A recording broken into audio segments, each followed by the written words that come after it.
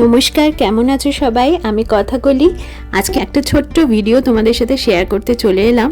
যে ভিডিওটা তোমাদের দেখাবো বলে অনেক দিন আগে প্রমিস করেছিলাম, সেই বসন্তে, কিন্তু ভিডিওটা আর দেওয়া হয়নি। এখন এখানে ভরপুর সামার হলেও বসন্তের স্মৃতিগুলো কিন্তু এখনও রঙিন। এপ্রিল মাসে ওই পয়লা বৈশাখের সময় করে আমাদের অ্যাপার্টমেন্ট এরিয়ায় প্রচুর গাছে অসংখ্য চেরি ফুল ফুটেছিল, আর সেই গোলাপি চেরি ফুলের সৌন্দর্য তোমাদের সাথে শেয়ার করেছিলাম। আর বলেছিলাম যে বসন্তটা যখন শেষ হয়ে আসে তখন এই ফুলগুলোই ঝরে গিয়ে পুষ্প বৃষ্টি নিয়ে আসে। তো আজকে সেই ভিডিওটাই তোমাদের সাথে শেয়ার করতে চলে এলাম। চেরি ফুলগুলো তাদের সৌন্দর্য দিয়ে মোটামুটি ওই 5-6 দিন মতন আমাদের মুগ্ধ করে রাখে, তারপরেই তারা আলগা হয়ে আসে। আর হাওয়াতে পাপড়িগুলো এইভাবে খসে খসে পড়ে, একদম মনে হয় যেন ফুলের বৃষ্টি হচ্ছে। যখন গাছগুলো ফুলে ভরে থাকে তখন গাছগুলোয় একটাও পাতা থাকে না, কিন্তু এখন বেশ পাতা চলে এসেছে গাছগুলোতে, বড় বড় ফুল কম, পাতা বেশি এখন। আর ফুলগুলোর পাপড়িগুলো আলগা হয়ে এইভাবে ছড়িয়ে পড়ছে রাস্তায়, গাছের তলায়, চারিদিকে। এই সৌন্দর্যটা আবার অন্যরকম অদ্ভুত। তোমাদের কেমন লাগে কমেন্টে কিন্তু অবশ্যই জানিও। ওই প্রান্তটা পুরো গোলাপি আবিরের মতো হয়ে রয়েছে, মনে হচ্ছে যেন আবির খেলা হয়েছে।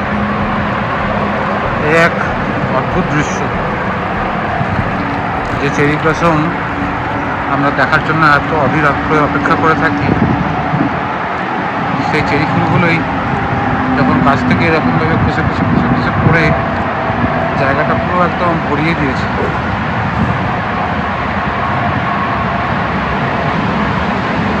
অপূর্ব দৃশ্য।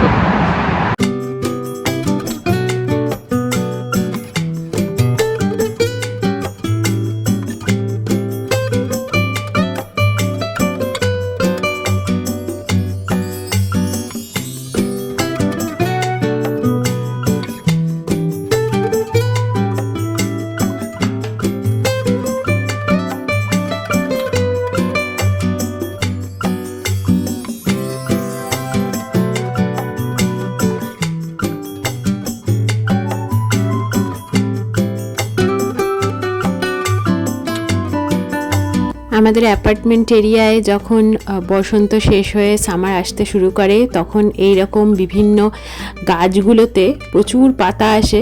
একটা গাছ যা সুন্দর দেখতে, এই গাছের পাতাগুলোই প্রায় ফুলের মতন, কি সুন্দর গোল করে গাছগুলোকে মেনটেন করা থাকে। আর এই যে এখানে গোলাপ ফুটেছে, প্রচুর ফুটেছে অন্যান্য ফুলেরাও।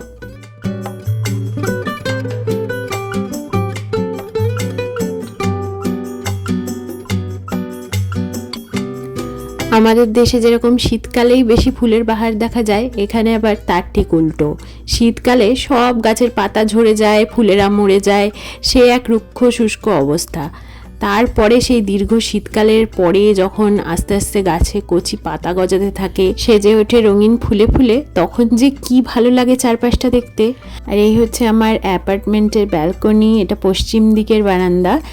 তো এই বারান্দাটা আমার খুব প্রিয় জায়গা, এখানে কিছু কিছু গাছ লাগিয়েছি আমি। তো বাগান করতে আমি খুব একটা অভ্যস্ত নই, আগে কখনো করিনি, প্রথমবারই শখ করেই এত গাছ লাগিয়েছি। এটা হচ্ছে টমেটো গাছ, কিছু কিছু ফুল এসছে, তো দেখা যাক ফল দেয় কি না। আর এইগুলো হচ্ছে বিট গাছ, বিটরুটের বীজ কিনে লাগিয়েছিলাম, তো সেইগুলো থেকে সুন্দর চারা বেরিয়েছে, তো দেখা যাক পরে ফল দেয় কি না। আর এটা হচ্ছে বেগুন গাছ, বেশ ফুল এসেছে কয়েকটা, 4-5টা গোটা গোটা, দেখা যাক পরে এটা কিছু ফল পাওয়া যায় কিনা। এইটা হচ্ছে একটা বিনস গাছ, যেখান থেকে একটা বিনও পেয়েছিলাম আমি। আর এটা হচ্ছে আমার নয়নতারা গাছ, যেটা খুব ভালো ফুল দেয়। আরও কয়েকটা ফুলের গাছ লাগিয়েছিলাম, কিন্তু সেইগুলো আনফর্চুনেটলি আমি বাঁচাতে পারিনি, শুধু এই নয়নতারা গাছটাই ভালোভাবে বেঁচে আছে। আর এটা হচ্ছে লঙ্কা গাছ, যেটাতে একটা লঙ্কা আপাতত এসছে, আরও বেশ কিছু ফুল এসেছে, তো দেখা যাক আরও লঙ্কা হয় কিনা এটাতে।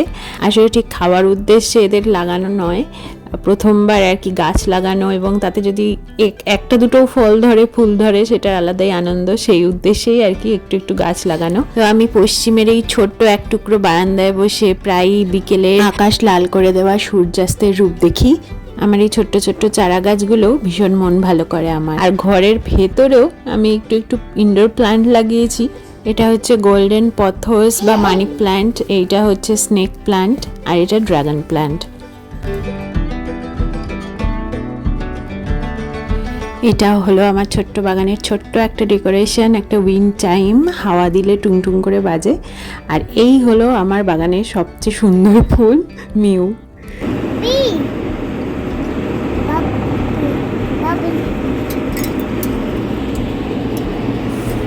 তো এই ছিল আজকের আমার সবুজে ভরা ফুলে ভরা একটা ভ্লগ। কেমন লাগলো তোমরা জানিও। দেখা হবে পরের ভ্লগে। সবাই খুব ভালো থেকো, সুস্থ থেকো।